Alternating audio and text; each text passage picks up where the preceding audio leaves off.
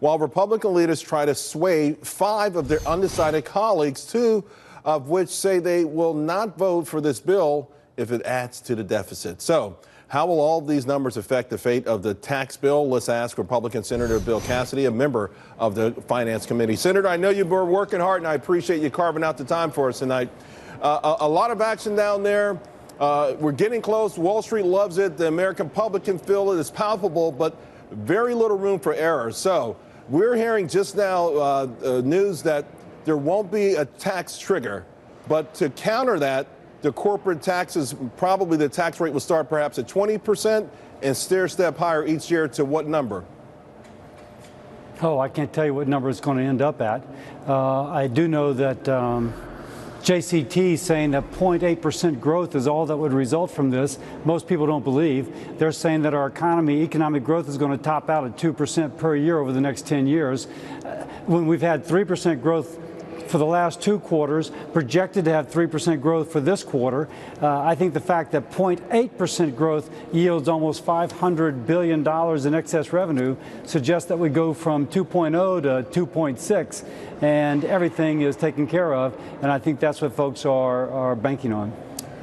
We know, of course, getting Senator John McCain as a yes was a huge obstacle, but you do have this deal that was cut with Bob Corker to get it out of the committee, and that's the one thing that's triggered. It's got a lot of people bothered, myself included, because the idea that perhaps the economy may slow down on its own, the economies can be cyclical, and we would add on to that the burden of a tax hike. Now, it seems like maybe that goes away, but how do you get Corker on board? How do you keep some of the deficit hawks on board? If you've been watching the floor, there's been a lot of huddling, if you will, to try and find out. Obviously, it just broke that the trigger was not able to pass the Byrd test, and so there'll be some continued conversation. But I do think there's a mechanism by which they can be satisfied. But I go back to this. Since 1946 to the beginning of the Obama years, the economy grew on average more than 3% per year, and that is including 10.5 recessions. 1/2 of the Great Recession that President Obama took on.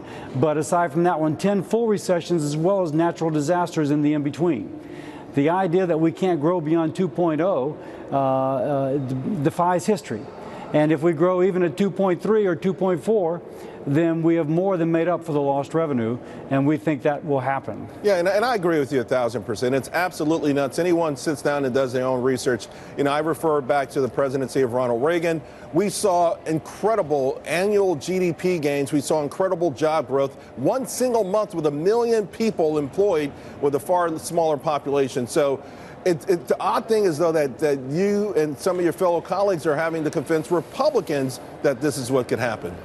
Well, of course you want to be conservative. We're conservatives.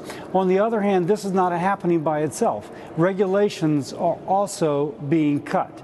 We are changing from a worldwide to a territorial tax system, in which case there can be up to $2.5 trillion more invested in the United States. So we think there's some other macro factors that are working in addition to the tax cuts that, again, will elevate us from this 2.0 per year growth to something far more robust. Senator Cassidy, thank you very, very much, and good luck with everything down there. We have watched, we like the huddles, and also that crazy move the Democrats just pulled. That was a good one. So keep at it, sir. We appreciate it. Thank you.